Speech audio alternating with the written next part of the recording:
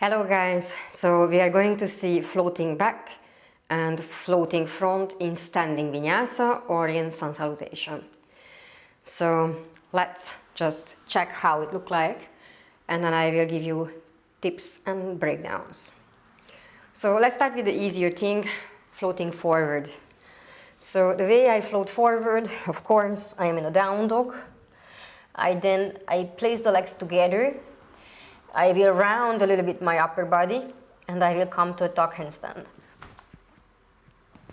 And then softer or less soft, I place down the legs. Let's do it again. The microphone is in my way and it prohibited the full movement. So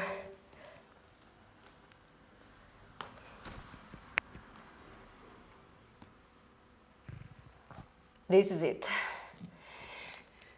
So what is happening here is that practically the float forward I resolve with a little tuck handstand and I slowly and softly lowering it down. So for this practice you need to have a little bit of handstand established.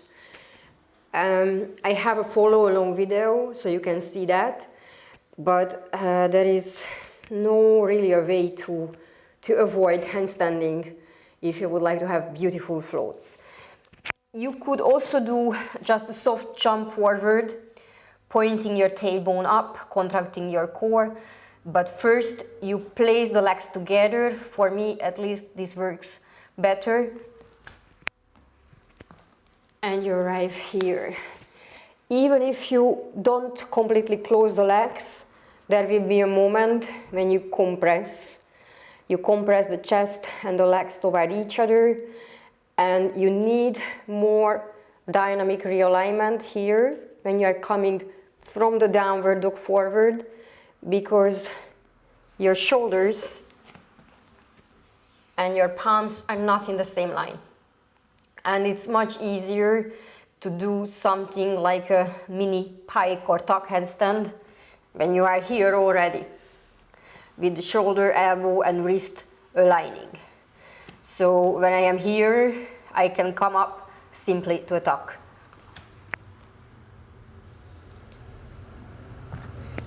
But from a down dog, it's harder because my body needs to arrange somehow everything with this realignment and reposition of the hand. So from here, it's harder than from here. That's quite clear. If you are not handstanding, then still the best advice is to shorten a little bit your position, start a little bit rounding, pushing the shoulder away, think on even rounding the lower body and hop forward. Like this.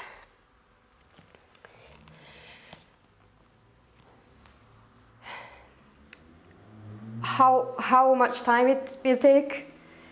It will take as much of time to be like this, as much of time the handstand will take. And you cannot really avoid that.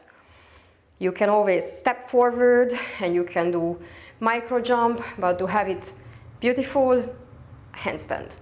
Floating back is much harder because that is happening with a press handstand drill.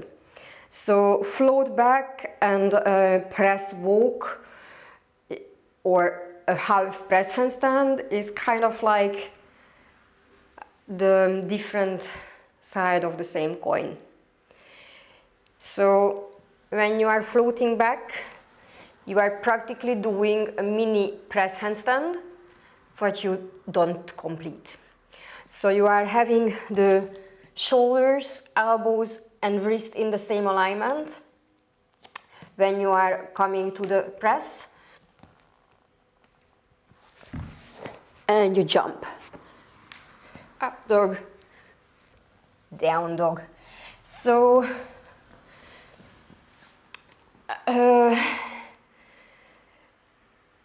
for press handstand, You don't usually think on press handstand before you have clearly established base for the normal handstands of tuck and straddle and straight.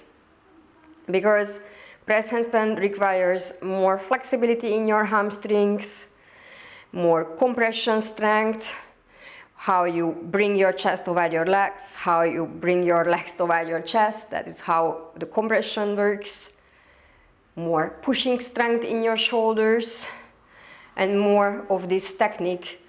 But I am always thinking that I am going to press my tailbone up to the sky, I am elongating my hamstrings, I'm coming up to tiptoe, and I am rounding my lower back a little bit similarly like I would do kind of like an imprint in Pilates. So I don't go anterior tilt, I go a little bit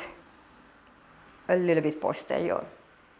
And even maybe my upper back is a bit rounding. So it looks straight, but it is not straight.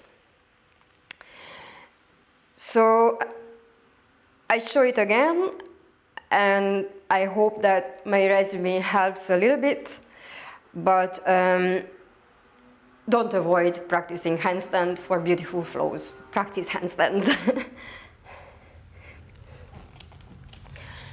So come up to your tiptoe, contract.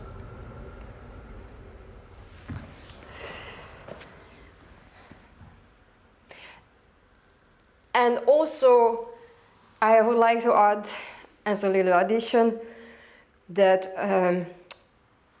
stepping on actually in your arms is helping, because it is a little bit easier to rest there than being completely in the air. So, thanks a lot for watching. See you in the next video. Bye!